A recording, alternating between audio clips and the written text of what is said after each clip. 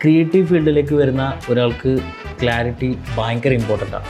എന്താണ് ഈ multidisciplinary programme? Clarity ഇല്ലാതായിരിക്കും എല്ലാവരും ക്രിയേറ്റീവ് കരിയർ ചൂസ് ചെയ്തിട്ടുണ്ടാവുക. Clarity is not a feeling, it's a byproduct of action.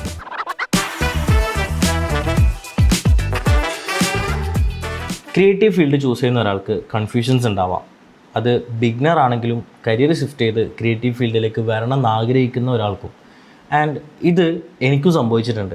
ഞാൻ ആദ്യം സ്റ്റാർട്ട് ചെയ്തത് ഗ്രാഫിക് ഡിസൈൻ ആയിരുന്നു, പിന്നെ വീഡിയോ എഡിറ്റിംഗ് സ്റ്റാർട്ട് ചെയ്തു, പിന്നെ UX സ്റ്റാർട്ട് ചെയ്തു. ഇങ്ങനെ ഒരുപാട് ഏരിയയിൽ എക്സ്പ്ലോർ ചെയ്ത് നോക്കിയിട്ടുണ്ട്. ഇതേപോലെ ഡിസൈൻ സ്കൂളിലേക്ക് ജോയിൻ ചെയ്യാൻ വരുന്ന ഒരു സ്റ്റുഡൻറ്റും കൺഫ്യൂസ്ഡ് ആയിട്ടാണ് വരിക. അവർ ഗ്രാഫിക് ഡിസൈൻ വേണമെന്ന് പറഞ്ഞിട്ട് UX ഷിഫ്റ്റ് ആവുന്നുണ്ട്, UX വേണമെന്ന് പറഞ്ഞിട്ട് വീഡിയോ എഡിറ്റിംഗ് എടുക്കുന്ന ആൾക്കാരുണ്ട്. ഇങ്ങനെ കൺഫ്യൂഷൻസ് കൊണ്ടാണ് ഒരു ക്രിയേറ്റീവ് ഫീൽഡ് സ്റ്റാർട്ട് ചെയ്യുന്നത്. ഈ കൺഫ്യൂഷൻസ് ക്ലിയർ ചെയ്യാൻ വേണ്ടിയിട്ടാണ് ഹാക്ക ഡിസൈൻ സ്കൂൾ ഒരു മൾട്ടി ഡിസിപ്ലിനറി പ്രോഗ്രാം ക്രിയേറ്റ് ചെയ്തത്. എന്താണ് ഈ മൾട്ടി ഡിസിപ്ലിനറി പ്രോഗ്രാം? ഒരു ക്രിയേറ്റീവ് ഫീൽഡിലേക്ക് എൻ്റർ ആവുന്ന സമയത്ത് നമുക്ക് അറിഞ്ഞിരിക്കേണ്ട പല ഏരിയാസും കവർ ചെയ്തിട്ടുള്ള ഒരു പാക്ഡ് ആയിട്ടുള്ള ഒരു പ്രോഗ്രാമാണ് നമ്മുടെ multidisciplinary program. And I am introducing creative design and communication. Graphic designing, video editing, motion graphics, UX, branding, ഇങ്ങനെ പല ഏരിയാസും കവർ ചെയ്തിട്ടുള്ള ഒരു 6 month പ്രോഗ്രാമാണ് നമ്മുടെ മൾട്ടി ഡിസിപ്ലിനറി കോഴ്സ്. ഞാൻ 1 by 1 എക്സ്പ്ലെയിൻ ചെയ്തുതരാം. ഗ്രാഫിക് ഡിസൈൻ എന്താണ്, അല്ലെങ്കിൽ ഗ്രാഫിക് ഡിസൈനിൽ നടക്കുന്ന കാര്യങ്ങൾ എന്തൊക്കെയാണ്. നമ്മൾ വിഷ്വലി കമ്മ്യൂണിക്കേറ്റ് ചെയ്യാൻ ഉപയോഗിക്കുന്ന ഒരു മീഡിയമാണ് ഗ്രാഫിക് ഡിസൈൻ എന്ന് പറഞ്ഞു കഴിഞ്ഞാൽ.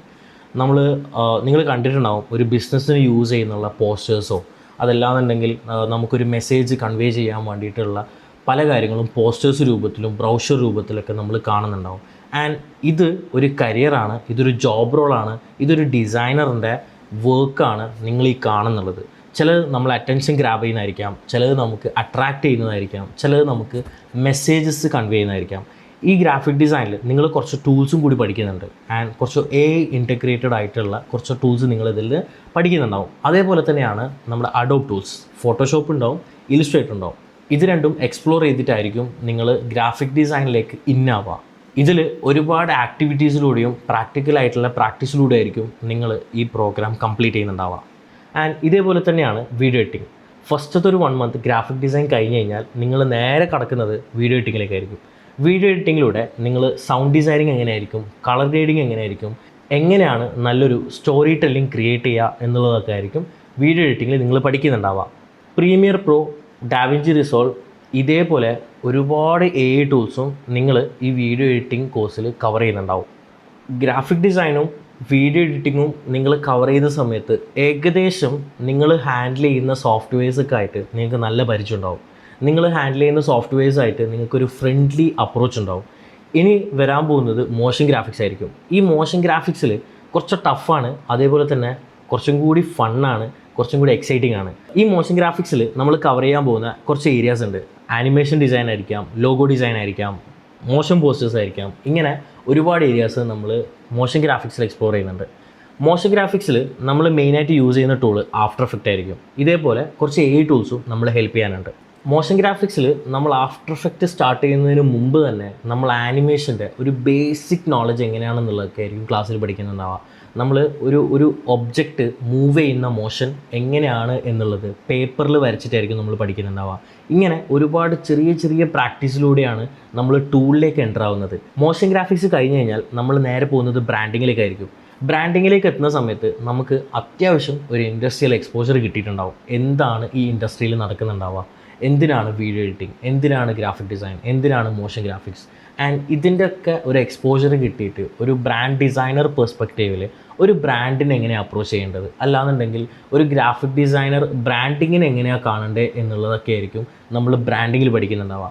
ബ്രാൻഡിങ്ങിലേക്ക് വരുന്ന സമയത്ത് എങ്ങനെയാണ് ഒരു ലോഗോ ഡിസൈൻ ചെയ്യുക, അല്ലാന്നുണ്ടെങ്കിൽ എങ്ങനെയാണ് ഒരു പാക്കേജ് ഡിസൈൻ ചെയ്യുക, എങ്ങനെയാണ് ഒരു ബ്രാൻഡ് കിറ്റ് ക്രിയേറ്റ് ചെയ്യുക, എങ്ങനെയാണ് വോയിസ് ആൻഡ് ടോൺ ക്രിയേറ്റ് ചെയ്യുക. ഇങ്ങനെ ബ്രാൻഡിൻ്റെ പെർസ്പെക്റ്റീവിൽ ഒരുപാട് കാര്യങ്ങൾ റിസർച്ച് ചെയ്തുകൊണ്ട് പഠിച്ച് നല്ലൊരു പോർട്ട്ഫോളിയോ ക്രിയേറ്റ് ചെയ്തിട്ടായിരിക്കും നിങ്ങൾ ബ്രാൻഡിങ് എക്സ്പ്ലോർ ചെയ്യാൻ പോകുന്നുണ്ടാവുക.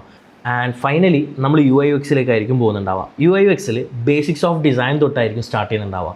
UX അപ്രോച്ച് ചെയ്യേണ്ടത് എങ്ങനെയാണ്, ഒരു യൂസർ പെർസ്പെക്റ്റീവിൽ എങ്ങനെയാണ് നമ്മൾ കാണുക, അല്ലാന്നുണ്ടെങ്കിൽ ഒരു യൂസറിൻ്റെ സൈക്കോളജി എന്താണ്, ഇങ്ങനെയുള്ള ഒരുപാട് മൈൻഡ് മാപ്പിങ്ങും റിസർച്ചും റോഡ് മാപ്പും ഇങ്ങനത്തെ ഒരുപാട് കാര്യങ്ങളിലൂടെ ആയിരിക്കും നമ്മൾ UI UX സ്റ്റാർട്ട് ചെയ്യുന്നുണ്ടാവുക. എന്താണ് UX, എന്താണ് UX എന്ന് പറയുന്ന സമയത്ത് ഒരു യൂസറിൻ്റെ എക്സ്പീരിയൻസ് തൊട്ടാണ് നമ്മൾ സ്റ്റാർട്ട് ചെയ്യുക. ഒരു യൂസർ എങ്ങനെയാണ് ഒരു ആപ്പ് എക്സ്പീരിയൻസ് ചെയ്യുന്നത്, അല്ലെങ്കിൽ ഒരു പ്രോബ്ലത്തിന് എങ്ങനെയാണ് കാണുന്നത്, ആ പ്രോബ്ലം നമ്മൾ എങ്ങനെയാണ് സോൾവ് ചെയ്യുന്നത്, ഇങ്ങനത്തെ കാര്യങ്ങളൊക്കെ ആയിരിക്കും നമ്മൾ UI UX കവർ ചെയ്യുന്നുണ്ടാവുക. ഇനി UIൻ്റെ കേസ് വരുന്ന സമയത്ത് എങ്ങനെയാണ് ഒരു യൂസർ ഇൻ്റർഫേസ് ഉണ്ടാവുക, ഒരു നല്ലൊരു ഡിസൈൻ അല്ലെങ്കിൽ നല്ലൊരു ലേഔട്ട് എങ്ങനെയാണ് ക്രിയേറ്റ് ചെയ്തിട്ടുണ്ടാവുക.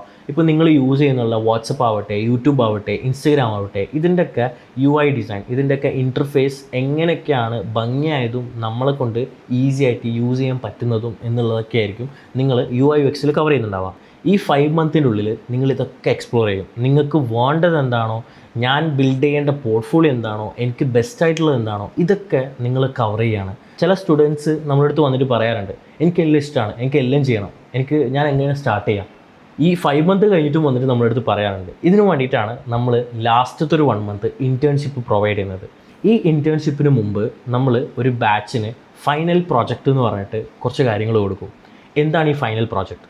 ഫൈനൽ പ്രോജക്റ്റിലായിരിക്കും നിങ്ങൾ ഇതുവരെ പഠിച്ച കാര്യങ്ങൾ, ഇതുവരെ എക്സ്പീരിയൻസ് ചെയ്ത കാര്യങ്ങൾ നിങ്ങൾ പ്രാക്ടിക്കലായിട്ട് ചെയ്യാൻ പോകുന്നത്. ലൈക്ക് നിങ്ങൾ മുമ്പ് ചെയ്തുകൊണ്ടിരിക്കുന്ന കാര്യങ്ങൾ ഡമ്മി പ്രോജക്റ്റുകളായിരിക്കാം, അല്ലാന്നുണ്ടെങ്കിൽ നിങ്ങൾക്കും വേണ്ടി ചെയ്യുന്ന കുറേ കാര്യങ്ങളായിരിക്കാം. ആൻഡ് ഫൈനൽ പ്രോജക്റ്റിൽ വരുന്ന സമയത്ത് ഒരു ഇൻറ്റൻഷനും വേണ്ടിയിട്ടായിരിക്കും നിങ്ങൾ ചെയ്യുന്നുണ്ടാവുക.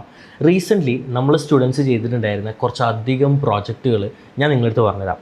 വേൾഡ് മെൻ്റൽ ഹെൽത്ത് ഡേനെ റെപ്രസെൻ്റ് ചെയ്ത് മൈൻഡാണ് മാറ്റർ എന്നുള്ള ഒരു പ്രോഗ്രാമാണ് നമ്മൾ സ്റ്റുഡൻസ് റീസെൻ്റ്ലി നടത്തിയിട്ടുണ്ടായിരുന്നത്. ഈ മൈൻഡാണ് മാറ്റർ എന്ന് പറയുന്ന പ്രോജക്റ്റ് സ്റ്റുഡൻസ് ചെയ്യുന്ന സമയത്ത് അവർ ജസ്റ്റ് ഒരു ഏരിയ മാത്രമല്ല കവർ ചെയ്തത്. ഒരു പ്രോഗ്രാം എങ്ങനെ ഹോസ്റ്റ് ചെയ്യണം, ഒരു പ്രോഗ്രാമിന് വേണ്ട മാർക്കറ്റിംഗ് എന്താണ്, ഒരു പ്രോഗ്രാമിന് വേണ്ട ഷെഡ്യൂൾ എന്താണ്, ഇങ്ങനെയുള്ള ഒരുപാട് കാര്യങ്ങൾ ഒരു ഡിസൈനർ പെർസ്പെക്റ്റീവിലും ഒരു മാനേജ്മെൻറ്റ് പെർസ്പെക്റ്റീവിലും ഒരു മാർക്കറ്റിംഗ് പെർസ്പെക്റ്റീവിലൊക്കെയാണ് ഇവർ ഈ പ്രോജക്റ്റിനെ കണ്ടിട്ടുണ്ടായിരുന്നത്. ഇതിൽ വീഡിയോ എഡിറ്റിങ്ങിന് സ്കോപ്പ് ഉണ്ടായിരുന്നു, ഇതിൽ മോഷൻ ഗ്രാഫിക്സിന് സ്കോപ്പ് ഉണ്ടായിരുന്നു, ഇതിൽ ഡിസൈനിങ്ങിന് സ്കോപ്പ് ഉണ്ടായിരുന്നു, ഇതിൽ ഹോസ്റ്റിങ്ങിന് സ്കോപ്പ് ഉണ്ടായിരുന്നു, ഇതിൽ ഗസ്റ്റ് ലെക്ചേഴ്സ് ഉണ്ടായിരുന്നു, ഇതിൽ എക്സ്പീരിയൻസ് കൊടുത്തിട്ടുണ്ട്, ഇതിൽ ഒരുപാട് കാര്യങ്ങൾ ഒരു 1 ഡേ കൊണ്ട് ഇവർ ചെയ്തിട്ടുണ്ടായിരുന്നു. ഇതുപോലെ തന്നെ എക്സ്പീരിയൻസ് ചെയ്യാൻ പറ്റുന്ന ഒരുപാട് പ്രോജക്റ്റുകൾ നമ്മൾ സ്റ്റുഡൻസ് ചെയ്തിട്ടുണ്ട്. ഹൈഫൈ വിത്ത് ക്രിയേറ്റർ, ഇൻഡസ്ട്രിയിലുള്ള എക്സ്പീരിയൻസ്ഡ് ആയിട്ടുള്ള ക്രിയേറ്റേഴ്സിനെ പോയി മീറ്റ് ചെയ്ത് അവരെ കണ്ട് അവരെ ഇൻ്റർവ്യൂ എടുത്ത് അവരെ ജേണി ക്യാപ്ചർ ചെയ്ത് അങ്ങനെ ഒരുപാട് പ്രോജക്റ്റുകൾ സ്റ്റുഡൻസ് ചെയ്തിട്ടുണ്ട്. അതിൽ വരുന്നൊരു പ്രോജക്റ്റാണ് പ്രോജക്റ്റ് പൊതിച്ചോറ്. ഒരു പാക്കേജ് ഡിസൈൻ, ഒരു സ്റ്റോറി ടെല്ലിങ് വരുന്ന ഒരു പാക്കേജ് ഡിസൈനാണ് പൊതിച്ചോറിൽ ഒരു ബാച്ച് ചെയ്തിട്ടുണ്ടായിരുന്നത്. ആൻഡ് ഇതേപോലെ തന്നെയാണ് ബി ദ വഴികാട്ടി എന്ന് പറഞ്ഞു കഴിഞ്ഞാൽ ഒരു പ്രാക്ടിക്കലായിട്ടുള്ള ഒരു ആപ്പ് നമ്മൾ ക്രിയേറ്റ് ചെയ്തിട്ടുണ്ടായിരുന്നു. കാലിക്കറ്റുള്ള ഓട്ടോറിക്ഷ കമ്മ്യൂണിറ്റിക്ക് വേണ്ടിയിട്ട് ചെയ്തിട്ടുണ്ടായിരുന്ന ഒരു ആപ്പായിരുന്നു ബി ദ വഴികാട്ടി. ഇതിൽ കേരിഗോ എന്ന് പറയുന്ന പ്രോജക്റ്റാണ് ഇവർ ചെയ്തിട്ടുണ്ടായിരുന്നത്. ഒരു ഓട്ടോ ബുക്കിംഗ് ആപ്പാണ് ശരിക്കും നമ്മൾ സ്റ്റുഡൻസ് ചെയ്തിട്ടുണ്ടായിരുന്നത്. ഒരു ഊബർ എങ്ങനെയാണോ വർക്ക് ചെയ്യുന്നത് അതുപോലെ ഓട്ടോക്കും വേണ്ടിയിട്ട് കേരിഗോ എന്ന് പറഞ്ഞിട്ടുള്ള ഒരു പ്രോജക്റ്റാണ് നമ്മൾ സ്റ്റുഡൻസ് ചെയ്തിട്ടുണ്ടായിരുന്നത്. ഇങ്ങനെ സ്റ്റുഡൻസിൻ്റെ മൈൻഡ് സെറ്റിനെ ഹെൽപ്പ് ചെയ്യുന്ന, സ്റ്റുഡൻസിൻ്റെ ക്രിയേറ്റിവിറ്റീനെ ഹെൽപ്പ് ചെയ്യുന്ന, അവരെ പോർട്ട്ഫോളിയോക്ക് ഹെൽപ്പ് ചെയ്യുന്ന, അവരെ പൊസിഷനെ ഹെൽപ്പ് ചെയ്യുന്ന ഒരുപാട് ഫൈനൽ പ്രോജക്റ്റുകളായിരിക്കും നിങ്ങൾ ലാസ്റ്റത്തെ മന്തിൽ ചെയ്യുന്നുണ്ടാവുക. ഇത് കഴിഞ്ഞിട്ട് ഇൻഡസ്ട്രിയിലേക്ക് വേണ്ട, അല്ലാന്നുണ്ടെങ്കിൽ ഒരു ഏജൻസിയിലേക്ക് വേണ്ട, ഒരു ഡിസൈൻ കമ്പനിയിലേക്ക് വേണ്ട ഒരു ഡിസൈനറിനെ അല്ലെങ്കിൽ ഒരു ക്രിയേറ്ററിനെ ക്രിയേറ്റ് ചെയ്യുന്ന ഒരു പ്രോസസ്സും കൂടി നമ്മൾ സെറ്റ് ചെയ്തിട്ടുണ്ട്. ലാസ്റ്റത്തെ ഒരു 1 മന്താണ് നമ്മളെ ഇൻറ്റേൺഷിപ്പ് പ്രോഗ്രാം വരുന്നത്. 360 ഡിഗ്രി മാർക്കറ്റിംഗ് ചെയ്യുന്ന ഹാരിസൺ കോൻ്റെ ബാനറിലായിരിക്കും നിങ്ങളെ ഇൻറ്റേൺഷിപ്പ് ചെയ്യുന്നുണ്ടാവുക. ഇവിടെ വരുന്ന സമയത്ത് 200+ ടാലൻസ് ഉള്ള 100+ ക്ലയൻസ് ഉള്ള ഒരു കമ്പനിയിൽ ഇൻറ്റേൺഷിപ്പാണ് നിങ്ങൾ ചെയ്യുന്നുണ്ടാവുക. ഇവിടുന്ന് ഒരു ക്ലയൻറ്റിൻ്റെ വർക്ക് എങ്ങനെയാണ് വരിക, അല്ലെങ്കിൽ ഒരു ക്ലയൻറ്റിന് എന്തൊക്കെ റിക്വയർമെൻറ്റ് വരും, ഒരു ക്ലയൻറ്റിന് എന്തൊക്കെ മാർക്കറ്റിംഗ് മെറ്റീരിയൽസ് ആണ് പ്രൊവൈഡ് ചെയ്യുക, ഇതൊക്കെ പ്രാക്ടിക്കലായി ചെയ്തിട്ട് നിങ്ങളെ പോർട്ട്ഫോളിയോയിൽ ആ ക്ലയൻറ്റിൻ്റെ നെയിമും ഇവിടുന്ന് ഇൻറ്റേൺഷിപ്പ് ചെയ്തിട്ടുള്ള ആ ഒരു പ്രോസസ്സും നിങ്ങളെ CV-യിൽ അല്ലെങ്കിൽ നിങ്ങളെ പോർട്ട്ഫോളിയോയിൽ നിങ്ങൾക്ക് കാണിക്കാൻ പറ്റും. ആൻഡ് ഇതിൽ ഏറ്റവും മോസ്റ്റ് ഇമ്പോർട്ടൻ്റ് ആയിട്ടുള്ള പോയിൻ്റ് എന്താണെന്ന് വെച്ച് കഴിഞ്ഞാൽ ക്രിയേറ്റീവ്സ് ഫോർ ക്രിയേറ്റീവ്സ് എന്നുള്ള കോൺസെപ്റ്റിലാണ് നമ്മളിവിടെ ടീച്ചിങ് മെത്തേഡ് ഉണ്ടാവുക. നിങ്ങൾക്ക് പഠിപ്പിക്കാൻ വരുന്ന മെൻറ്റേഴ്സ് അവർ ഓൾറെഡി ഡിസൈനേഴ്സ് ആയിട്ടുള്ളതോ എഡിറ്റേഴ്സ് ആയിട്ടുള്ളതോ ആൾക്കാരായിരിക്കും. അവരുടെ കയ്യിൽ പോർട്ട്ഫോളിയോസ് ഉണ്ട്, അവർ വർക്ക് ചെയ്തിട്ടുള്ള എക്സ്പീരിയൻസ് ഉണ്ട്, അവരുടെ കയ്യിൽ മിസ്റ്റേക്സ് ഉണ്ട്, അവരുടെ കയ്യിൽ റൈറ്റ്സ് ഉണ്ട്.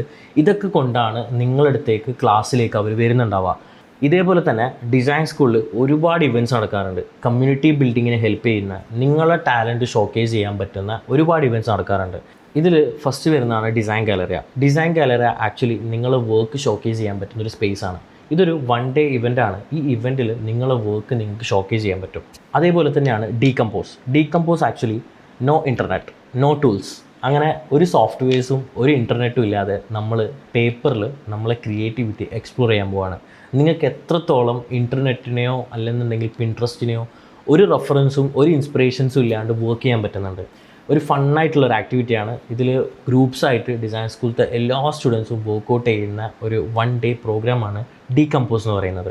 ആൻഡ് ഇതേപോലെ തന്നെ റീസെൻ്റ്ലി നമ്മൾ നടത്തിയിട്ടുണ്ടായിരുന്ന ഒരു ഇവൻ്റ് ആയിരുന്നു ഷഫിൾ ആക്ച്വലി 8 ക്രിയേറ്റേഴ്സ് ആയിരുന്നു വന്നിട്ടുണ്ടായിരുന്നത്. ഇതിൽ നമുക്ക് 8 പേഴ്സ്പെക്റ്റീവ് ആയിരുന്നു കിട്ടിയത്. ശരിക്കും പറഞ്ഞു കഴിഞ്ഞാൽ ഷഫിളിൽ ഒരുപാട് കാര്യങ്ങൾ, പുതിയ പുതിയ ഇൻസൈറ്റ്സ്, ഇൻഡസ്ട്രിയിൽ നടക്കുന്ന കുറേ കാര്യങ്ങൾ, കുറേ റിയാലിറ്റീസ്, കുറേ സ്റ്റോറീസ്, ഇതൊക്കെയാണ് നമ്മൾ ഷഫിളിൻ്റെ ടൈമിൽ നമുക്ക് കിട്ടിയിട്ടുണ്ടായിരുന്നത്.